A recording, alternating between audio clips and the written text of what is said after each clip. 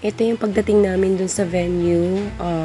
Ni-require na lahat ng participants ng Pierogi na isuot na yung gears, complete gears. And then, pinapunta na sila dun sa waiting area.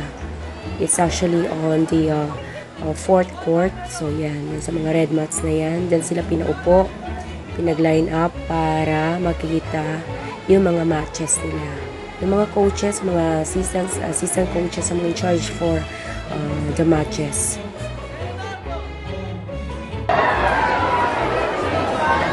Dito na rin ang ibang mga players ng Tarlac Taekwondo Training Center Gym.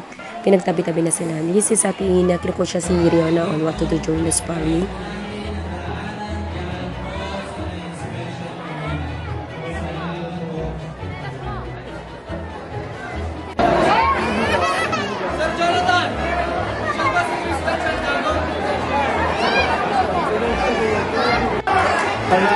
Ngayon, pinakayos po natin. Kaya huwag po tayo mag-iinit sa ulo.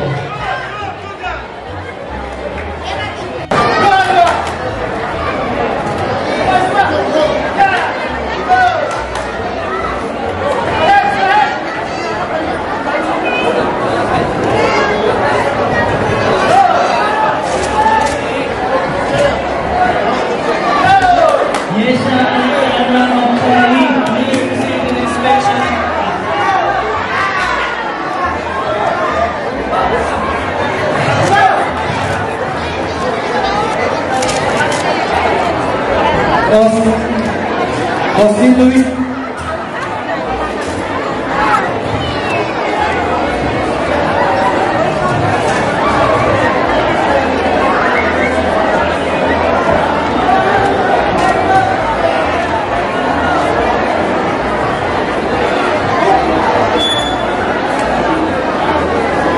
Okay, so hindi tayo pwede mag-stay dyan sa stage, di ba?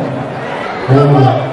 Pwede lang magpa-picture kayo, pero kung gagawa kayo ng pelikula dyan, hindi pwede. Okay? Matagal yun.